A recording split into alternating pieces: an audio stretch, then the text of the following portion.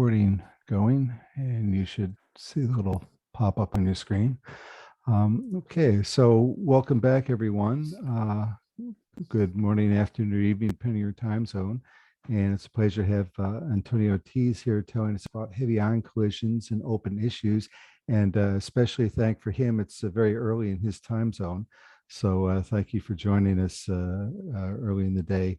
But we're looking forward to your lecture. So over to you, Tony. Okay, good.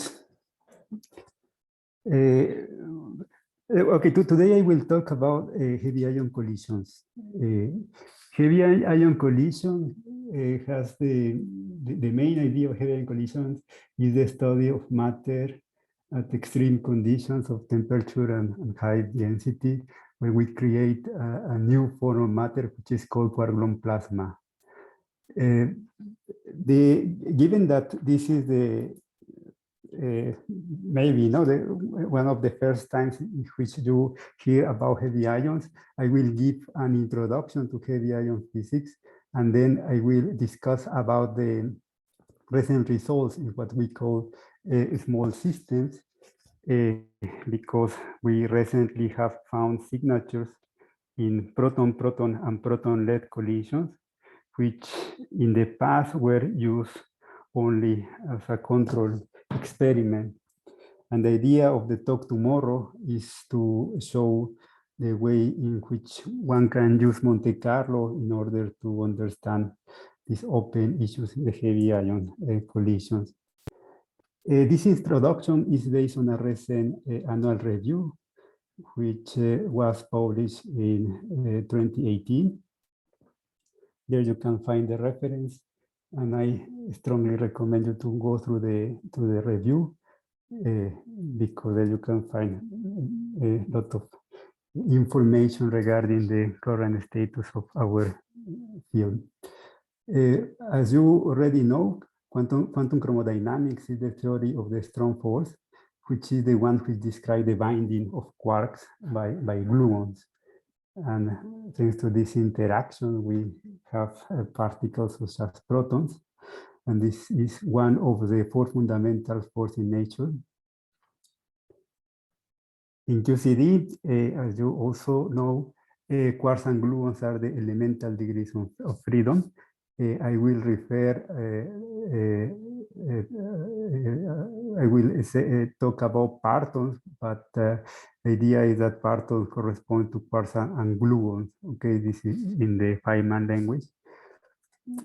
Quarks and gluons have color charge and as an additional quantum number. And one interesting feature of quantum chromodynamics is that if one plot the coupling constant as a function of the energy scale, the transfer momentum, then this constant has a strong energy dependence. We can see that at low values of energy, at low values of Q, the alpha S is large and then decrease when in processes in which the transfer momentum is large. The good thing is that in this region, we know how to do calculations, precise calculations using perturbation theory. And actually, it's quite amazing to see the good agreement between the predictions and the measurements provided by different experiments. This is the region which we call asymptotic freedom, and where we know how to perform calculations. And there is also another region, the region of confinement, which is in the region of low Q values. As you can see, data from different say experiments support this energy dependence of alpha S. Okay. Heavy ion collision produce a system which actually is quite interesting. And there we can combine different aspects, or we can study different aspects of quantum chromodynamics. For example, just before the collision, and if we look at the center of mass frame, which is the lab frame at the collider, each incident nucleus is a Lorentz contracted disk. okay? In the case of lead or gold, the thickness is around 40 over gamma.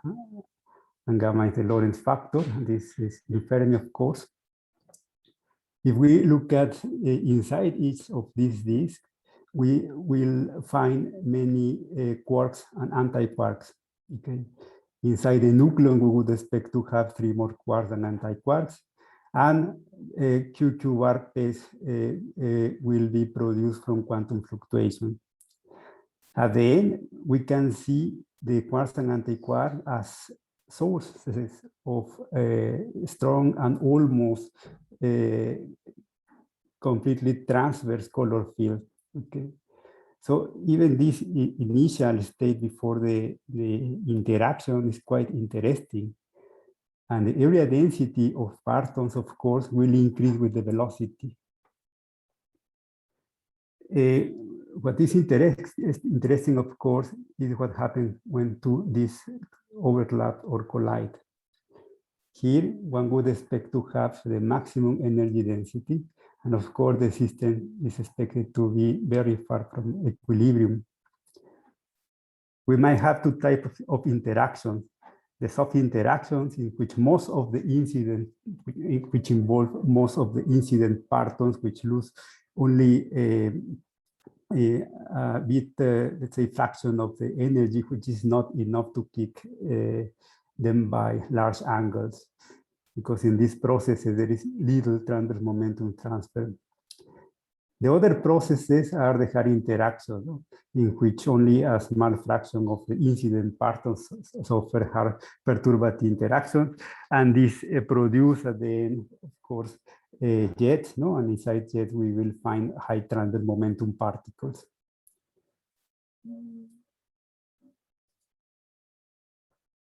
As I said, just at the moment of the collision, we have the maximum energy density, and we are quite far from the equilibrium. Therefore, what is interesting is to ask, what can we say, let's say, in a generic way about the energy density at 1 Fermi over C after the collision? In experiments which involve heavy ions, we have measurements on transverse energy considering all the final charged particles. Using that data, one can do a rough estimate of the energy density, for example, at LHC energies at 2.76 TeV. The energy density is larger than 12 GeV over Fermi cube, which is actually 20 times higher than the energy density in a hadron. But what can we say about this number? The point is that if we compare with lattice QCD calculation, for example, the energy density in blue as a function of the temperature, lattice QCD predicts that for a temperature of around 150 MeV, there is a continuous crossover from the hadron resonant gas at lower temperature to the quark-gluon plasma at high temperature. If we compare, for example, the energy density, which is achieved at LHC energies, 12 GeV over Fermi cube, you can see that the temperature is already close to 300 MeV. We are exactly in the region where we cannot describe the partons produced in the collision as a collection of distinct individual hadrons. We are in a new regime in which the properties of matter are completely different. Okay, and it's interesting, no? Because we can achieve this kind of systems in the collisions of heavy ion. There are several aspects which are interesting in heavy ion collisions.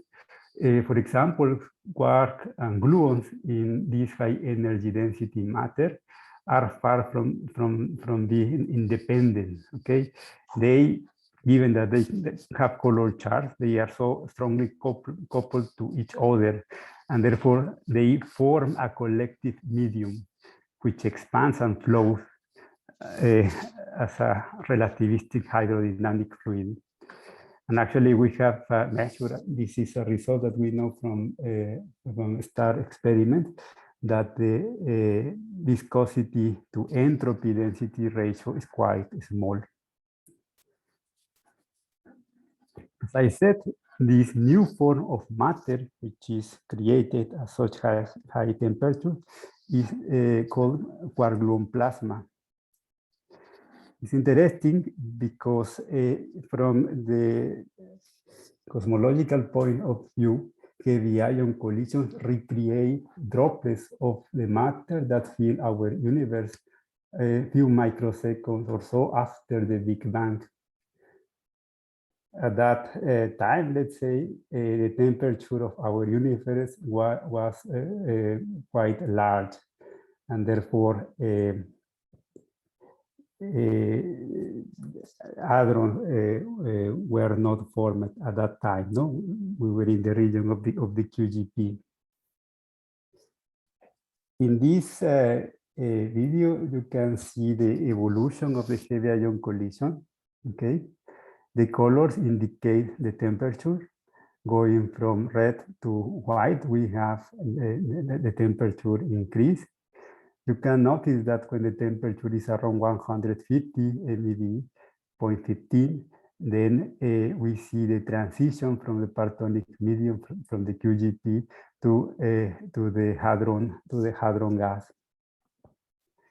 In addition, let me repeat the video.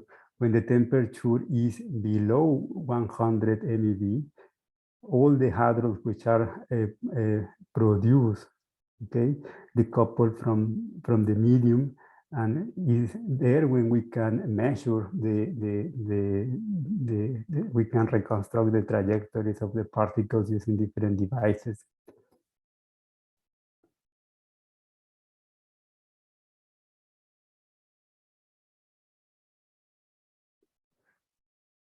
Okay, so compressing a large amount of energy in a small volume produce a fireball of hot matter. No? And it's interesting because we create, from the experimental point of view, a droplet of QGP, no? Which is important for the study, no? Of the cosmological evolution of our universe. In addition, we can also study the phase diagram of QCD matter. But in this figure, what I'm showing is the evolution of the system created in heavy ion collision. Okay, before the collision, and at t equal to 0, we have the collision between the two nuclei. We have to wait more or less one Fermi over C in order to reach the equilibrium, and then the QGP is formed. The systems evolve hydrodynamically, and then when the temperature is around 150 MeV, we go from the QGP phase to a hadron phase, gas phase. Okay. At this stage, inelastic interaction could still occur. However, when this interaction stops, then we reach the chemical freeze out. And it's in that stage of the evolution of the system in which the different hadron, the yields of the different hadron species get fixed. Okay. And then in this hadron gas phase, we still might have some elastic interaction, which could modify the PT distribution associated to different particle species. When the temperature is roughly 92 MeV, all the hadrons decouple from the medium, and then we can reconstruct the trajectories using the different devices. For example, with the detectors, with the existing detectors at LHC, or the experiments at RIC. With this figure, I want to highlight that it's very important to, for the experiments, to combine different particle identification techniques, okay? Because this will allow us to measure the PT distributions of pions, kaons, protons, and all other hadrons. And if we integrate, for example, the PT distribution, we will get the total number of pions which are produced per event, the average number of kaons, and the average numbers of protons. And with that information, we can use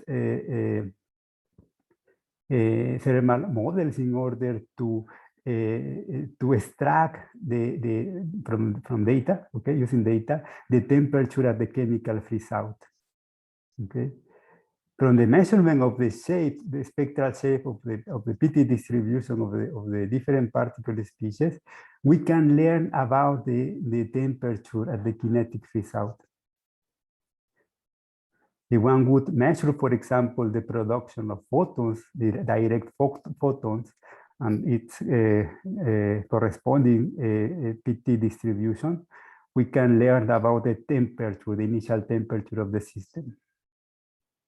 As I said at the beginning, it might happen that some hard scatterings occur just when these two Lorentz contracted this colline, okay? And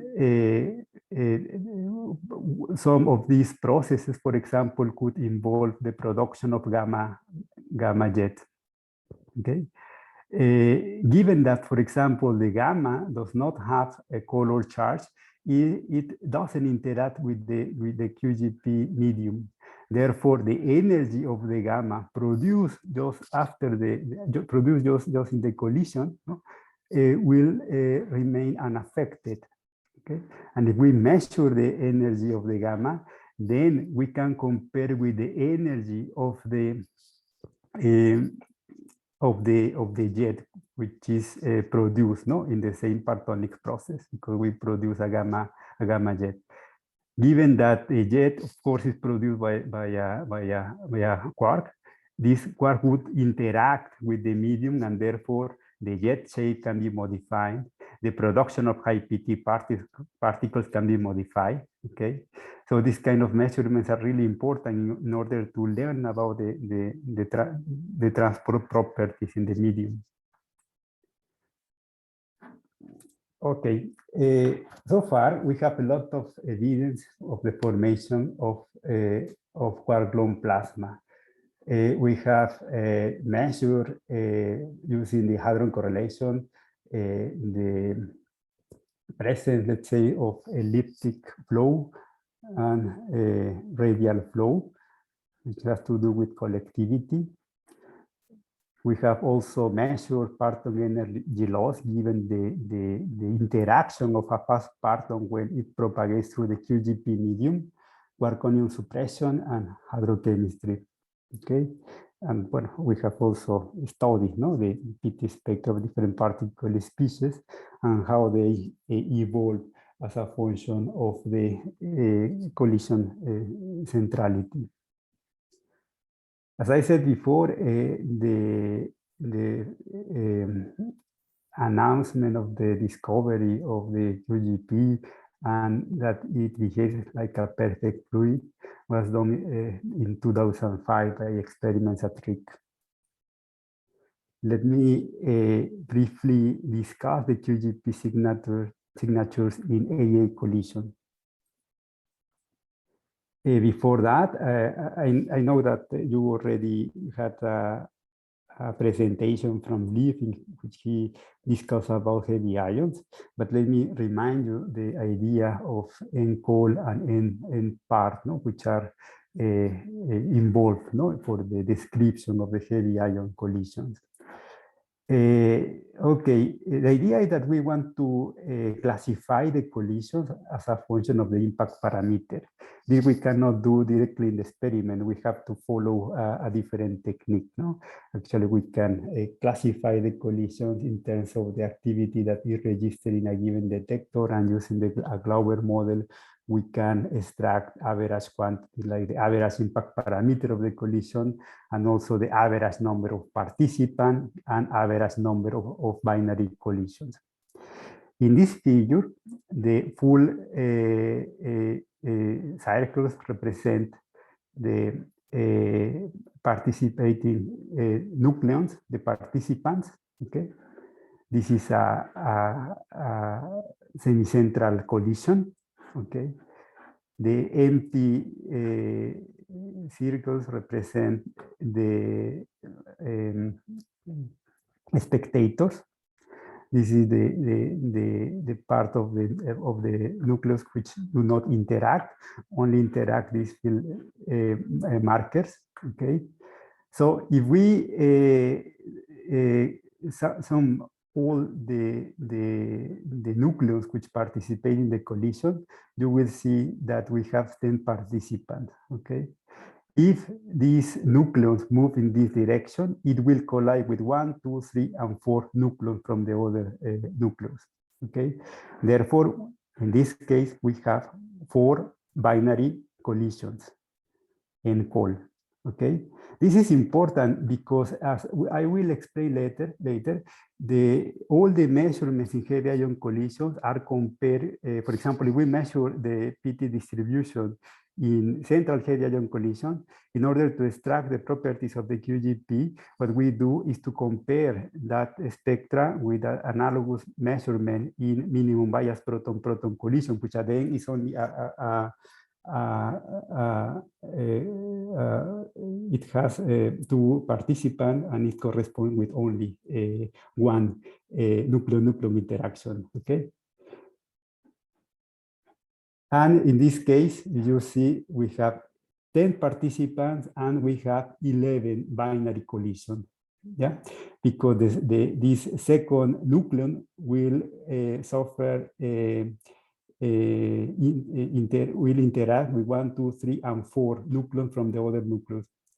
And the same would happen with the third nucleon, which would suffer 3 interactions, no? 3 different nucleons from the other nucleus. As I said, the geometrical quantities are obtained using Glover Monte Carlo simulation.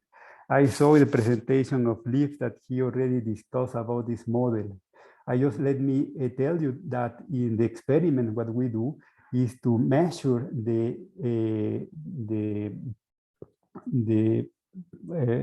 particle, say, multiplicity in a given detector. In this case, in the B0 detector, which is a forward detector, okay? And then for all the sample that we collect, for example, lead collisions of 5 TeV, we measure the distribution of the V0 amplitude, and then we fit a Glover Monte Carlo model to the data, and we classify the collision in percent, the collisions in the event sample in percentile. 0 to 2% correspond to event with the highest event activity. And based on this figure, what you expect is that in collision with impact parameter 0, for example, in that case, we expect to have the highest multiplicity, the larger number of particles produced, no? Where if we compare, for example, with a peripheral collision, we could even reach the limit in which only we would have 2 participants and 1 binary nucleon interaction, okay?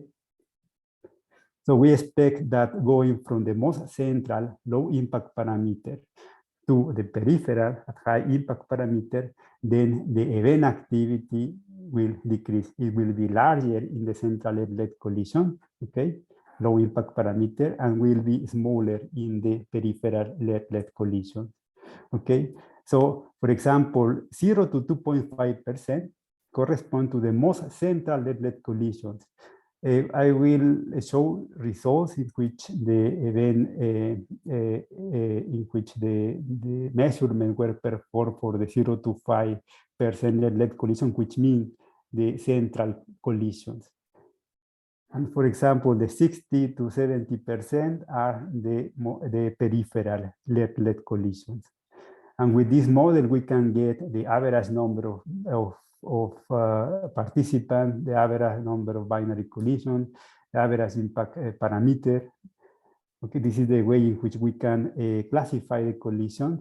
And in this way, we can also control the QGP effects, okay? Because we expect to have the larger effects of the hot and dense QCD matter in the most central collisions.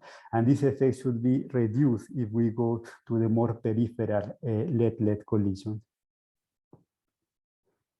What do we expect if we measure the PT spectra of pions, kaons, and protons?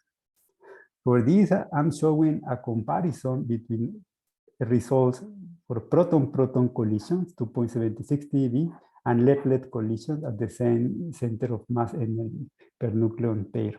Okay. If we, for example, look at the empty markers, this is the PT distribution of pions, okay, for minimum bias proton-proton collisions.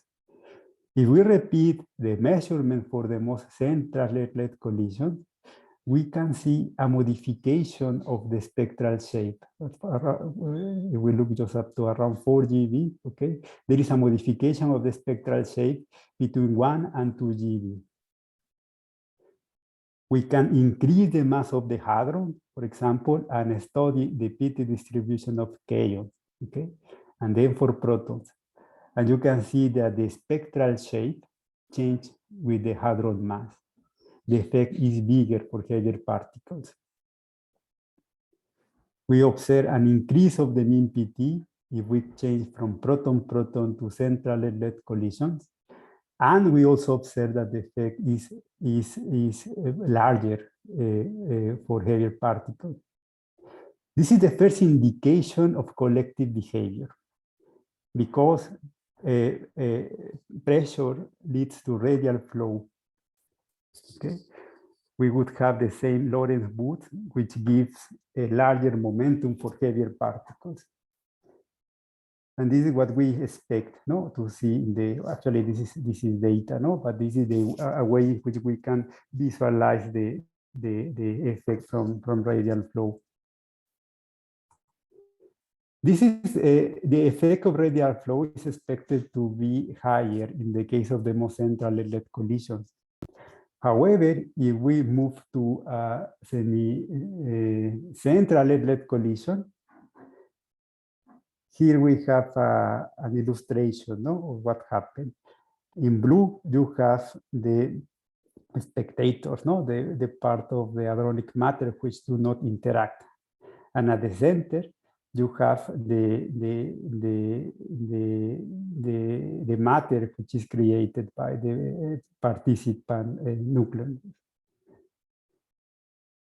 If we project in the XY plane, okay, we can see that the shape is okay. This is just a cartoon, no? It's more or less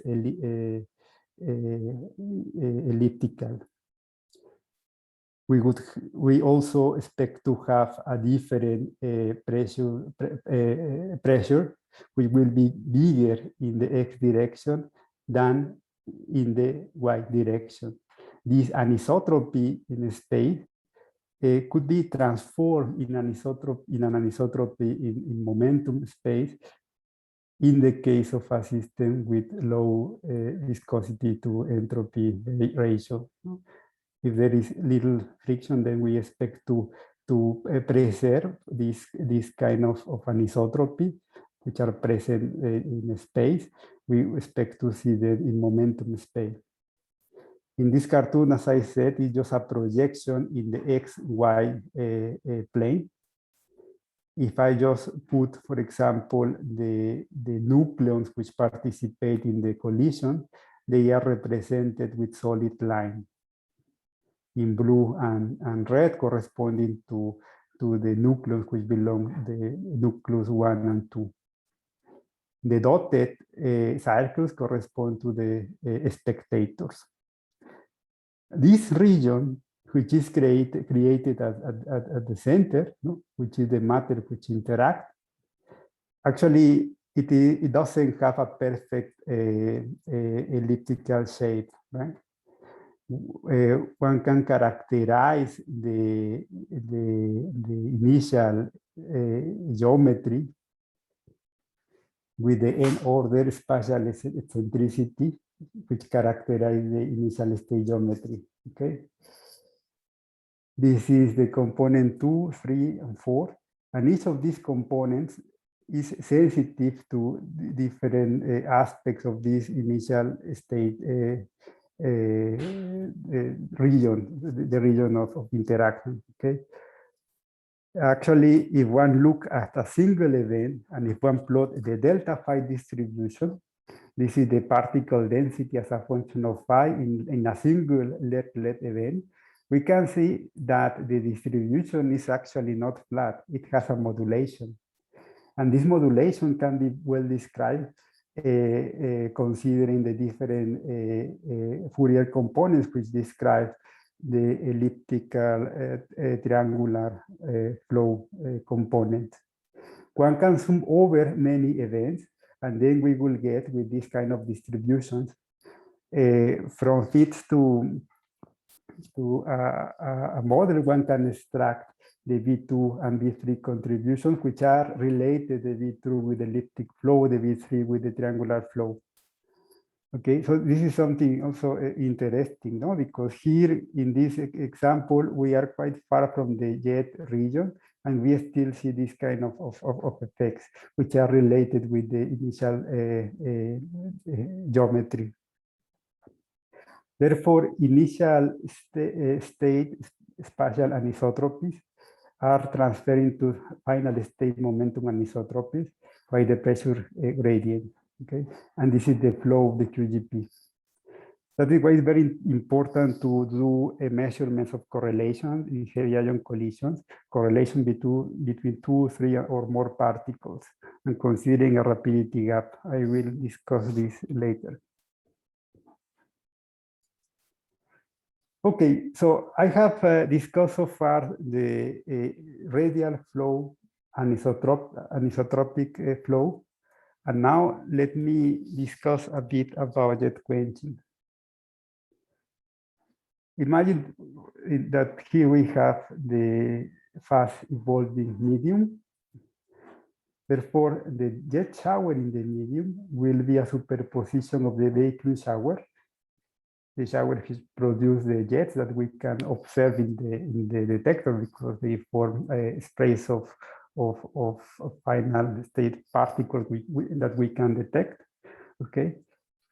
But in addition, given the presence of a QCD medium, we expect to have medium-induced energy loss. We would expect to have radiation. We would expect to have a collisional energy loss because if this is a fast parton, which could be a quark or a gluon, which propagates through the medium, it might encounter other parton from the medium and then suffer a collisional energy loss, suffer rescattering. And therefore, if we measure the particle production associated to the jet, one would expect a modification given the presence of the medium. For example, the CMS experiment has measured the jet production, but considering a large radius. And they have found, for example, that the particle production at high PT is significantly reduced in the central electron collision compared with the production in proton-proton collisions. But at the same time, they have found that the production of particles at large angles, the production of low PT particles at large angles, is more abundant in lead collision, okay, in central lead collision, and then it decreases when we move to the more peripheral collision. So this is a way in which we can see how the energy is recovered as low PT particles and how all these effects can be measured in the experiment. Let me just show you two examples. This is a result from the Alice collaboration. This is the IAA quantity as a function of the PT of the particles. What is the idea? The idea is that one consider a high PT particle and then build angular correlation with the rest of the particles, which are the associated particles. Then we define from this kind of correlation, we can identify the jet-like peak, one in the direction of the leading particle and the other at delta phi equal to pi. So the idea is that the jet signal can be integrated, okay? And then one can compare the particle production in the jet-like yield measured in central lead-lead collision, okay? Lead-lead, the yield in the jet-like yield, okay? In lead-lead, compared with the same quantity in proton-proton collision. Here you can see two results. Full markers correspond to peripheral lead collisions, 60 to 90%. 0 to 5% are represented with empty markers. What we observe is that the yield associated to the jet signal is more or less consistent to 1 in the case of peripheral lead-lead collision. This means that in peripheral lead collision, there is no modification of the jet-like yield with respect to proton-proton collisions. However, if we increase the medium effects for doing a selection on centrality, 0 to 5% lead collisions, we observe that the IAA factor, okay, is significantly below 1. What we observe, therefore, is a suppression of the jet-like yield, which is obtained from the hadron correlation, okay? AA relative to minimum bias proton-proton collisions. So this is an indication, no, of the presence of medium effects. We see a suppression of the jet-like signal in lead-lead with respect to proton-proton collisions, and the effect, of course, is only observed in the most central lead-lead collision. There is an alternative measurement that one can perform using final charge particles. We can measure the nuclear modification factor. What is the idea? We measure the PT spectra in AA collision, the particle production in a given window of momentum and in a given window of pseudo rapidity, okay? And the production is scaled to the number of binary collisions, the number of nucleon-nucleon interactions, okay? This quantity, which is related with AA data, are compared with an analogous measurement in proton-proton collisions. Particle production in a given delta, in a given PT interval, in a given pseudo-rapidity window. In this case, the number of binary collisions is only 1, no? Because we only have one proton-proton collision, no? It's a PT collision. What do we expect?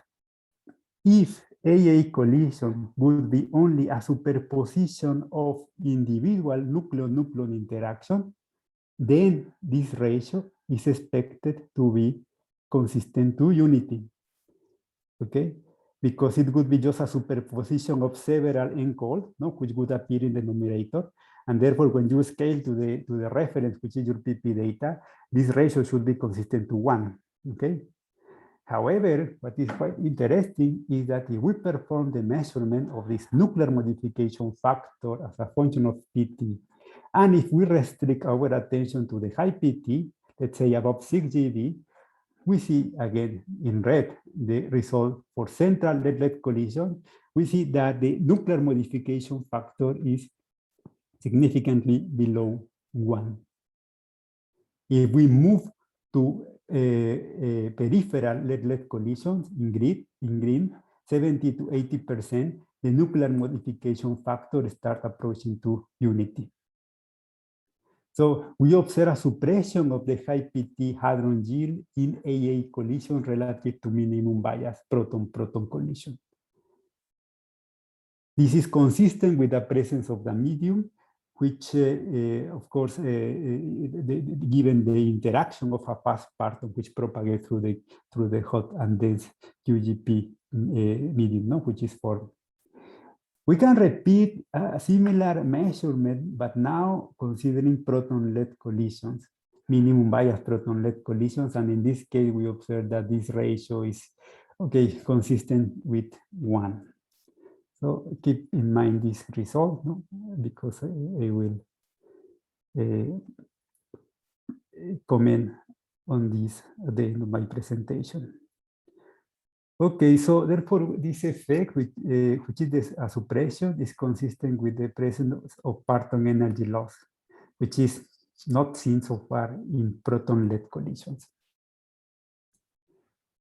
Okay, now let me discuss some intriguing results that we have found in proton-proton and proton-lead collisions, and from the point of view of several people, which started a revolution in our field.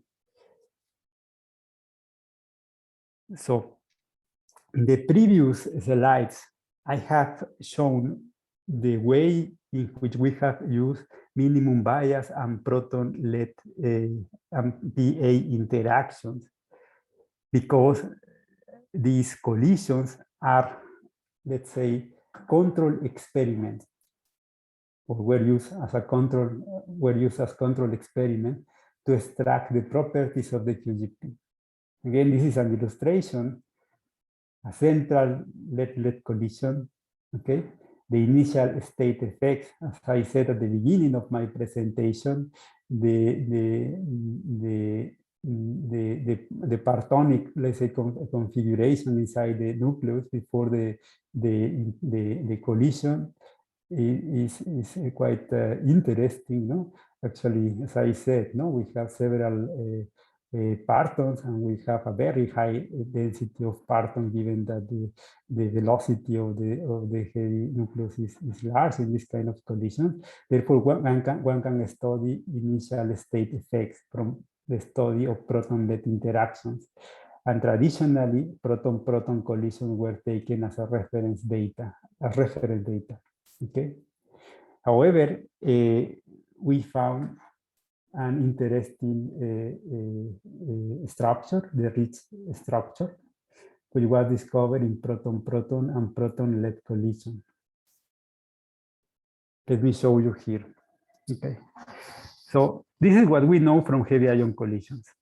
Okay, the idea is to that we can correlate particles within the same transverse momentum interval, one which acts as trigger particle and the associated particles. And then we can study the distributions of the angular differences. Delta phi, okay, the phi of the trigger particle minus the phi of the associated particle as a function of delta eta, the pseudo rapidity of the trigger particle minus the pseudo rapidity of the associated particle. The z-axis corresponds to the yield. At delta eta, delta phi equal to 0, we observe this peak, no? The characteristic peak, which is expected given the presence of hard processes. And in this, and at delta phi equal to pi, we have the wayside peak jet, okay? So these two structures are well known, no? This peak is expected. However, what is interesting in heavy ions is that if we extend your analysis to larger rapidities, to larger delta eta range. Okay. In that case, we observe that there is still a correlation between the particles. And this is understood, at least in heavy ion data, as a signature of the collective expansion of the system. This is what we know from heavy ion collision. Okay. However, given that at the LHC, we could record a large amount of data, and in particular, the CMX experiment at that time used a high multiplicity trigger, then it was possible to repeat this analysis, but considering proton-proton collisions. Please remember that in the case of lead-lead collisions, we do an analysis as a function of the event activity, and this is connected with the geometry of the collision. Okay, high activity in lead-lead collision means a collision with low average impact parameter. Okay, we can do something similar in proton-proton collision. Given the large amount of data, we can do, or we can build these two particle correlations and study the evolution of the correlation as a function of the activity. In that case, the activity is characterized with the total number of particles which are produced. In the case of CMS, they use the number of tracks, okay, between 105 and 150 tracks. Okay, they found the expected jet-like signal in the near side and the way side, but if they measure the correlation at large delta eta, okay, they found the same or a similar structure to that seen in lead-lead collision. The analysis was also repeated considering proton-lead collisions, and there you also observe this ridge-like structure. So this, of course, triggered the question on the nature of the long-range correlations observed in small systems. Small systems are proton-proton and proton-lead collisions. Okay, and then what the different experiments did was to perform other measurements, considering, for example, identify particles, measurement of strangeness as a function of the event activity. Okay, in order to see whether all the signatures of UGP were also present in proton-proton collisions. For example, I have discussed in heavy ion collisions that in heavy ion collisions, we can measure the V2 and the V2 n plus 1. The V2 dominates in non-central heavy ion collisions, and the V2n plus 1 is sensitive to the initial geometric fluctuation. This is something that we know from heavy ion collisions. We have measured in heavy ion collisions a V2 which is different from 0 and actually behaves as expected. Okay, I will show you in the next slide. So the main challenge in proton-proton collision is how to handle the non-flow contributions. Because, for example, we expect to have correlation from resonance decays, from jets. Therefore, different techniques have been developed in order to control the non-flow effects. Okay, in particular, for example, particles have been correlated considering large pseudo-rapidity gaps. Okay, and these techniques are good in order to remove these unwanted effects. So, what you can see here in blue, okay, is the V2 from particle correlations and considering a rapidity gap. In this distribution, you have the lead-lead results, okay? Please follow the pointer, okay? Going from peripheral or low event activity events to central lead collision, the V2 increase, okay, is maximum in semicentral lead collision and then decrease for the most central lead collisions where the other flow components become relevant, no? Because in central, we are more sensitive to fluctuation of the initial geometry, okay? So this is the result from lead-lead collisions. If we repeat the analysis considering proton-proton collisions, we observe that the V2 is not zero, and actually it exhibits a small increase as a function of the event activity. One can use other techniques based in sub-event method, which is an alternative way to control the non-flow effects. And again, we can compare the results from lead-lead collisions, okay, and those from proton-proton and proton-lead collisions. And still, the V2 is different from zero for small systems. So we have found the rich structure in lead-lead collisions. We have found V2, which is different from zero, no? Which indicates the presence of anisotropic flow, okay? And we have also measured the hydrochemistry and radial flow. One of the signatures, which was also proposed as a first indication of the formation of the QGP, was the straightness enhancement. You can imagine, for example, in a system at very high temperature, and in particular in heavy ion collision, we would expect a high gluon density, and the temperature is so high in such a way that it promotes let's say the creation of S bar phase from gluon fusion. This process is actually becomes important at a temperature of 200 MeV, no? A temperature which is characteristic, which characterizes, no? That achieving heavy ion collision.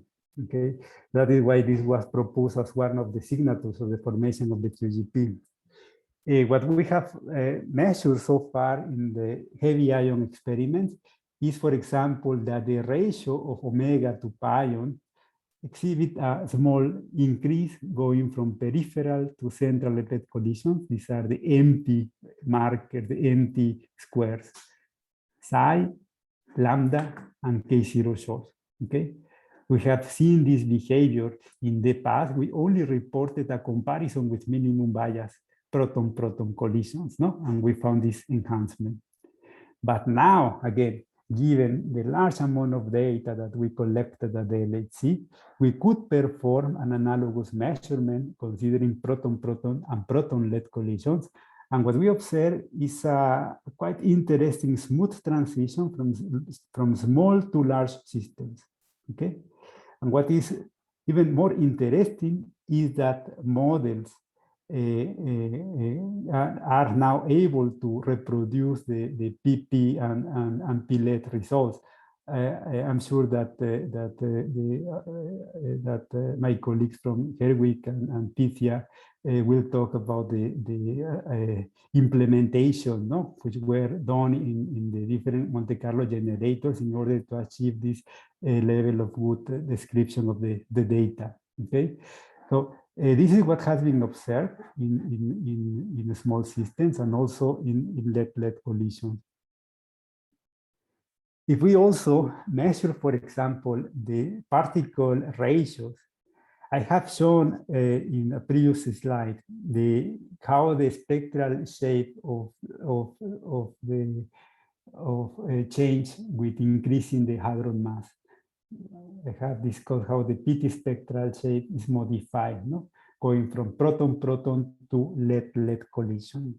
So the point is that if we plot the PT distribution of proton normalized to that measured for pions, this is the result that we obtain for lead-lead collisions in the right-hand side, okay? In blue, you have the peripheral lead-lead collisions, and in red, you can see the result from central lead-lead collisions. We see a modification of this ratio, right? A depletion at low PT, and then an enhancement at intermediate PT, if we consider central lead collision, and this enhancement is with respect to peripheral lead-lead collisions. If we repeat the same analysis in proton-proton collisions and in proton-lead collisions, again, in blue, low multiplicity, red, high multiplicity, we observe a similar behavior, okay, both in PP and in proton-lead collisions. So we see this modification of the PT spectral shape going from low to high multiplicities, and this is observed in the three collision systems. This is an alternative view of the modification. This measurement was performed by the CMS experiment. These numbers indicate the multiplicity, 7 offline tracks, 162 offline tracks. This is the distribution of pions, and you can see the evolution of the spectral shape, which actually is bigger if we consider heavier particles like protons. Okay. So we observe that the PT spectra, low PT, flatten out with increasing the event multiplicity. And as I said, this effect depends on the hadron mass and is similar to the one observed in heavy ion collision. Normally, what we used to do is to analyze the PT spectra of different particle species, considering a blast wave model, which is a simplified hydro model, which assumes a common particle expansion with beta T and a given temperature at kinetic freeze out. This is what we know from heavy ion collision, okay? And the assumption is that this is good for large collision systems like central AA collisions. What is interesting is that if we apply this blast wave analysis to PP and PLET data, then we will see that the model describes well the PT distribution within a given intervals of transverse momentum. And then we can extract the parameter beta T and Tkin, which of course one has to be very careful with the interpretation of these parameters in a small system.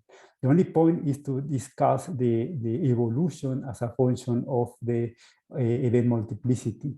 What we know from heavy ion collision, okay, is that the kinetic freeze out temperature, this one, decreases going from peripheral to high multiplicity, to peripheral to high to central lead-lead collisions. This parameter, which is related with the temperature of the kinetic freeze out, decreases, and at the same time, the average transverse expansion velocity increases. If we do the same analysis in proton-proton and proton-lead collisions, we observe a similar pattern. At least we observe that this parameter beta T increases, going from low multiplicity to high multiplicity proton-proton collisions. One thing which is also nice and interesting is that Pythia, which does not assume the formation of the QGP, of course, does not include it, and also, of course, doesn't have any hydrodynamic evolution of the system, is another, of course, completely different physics.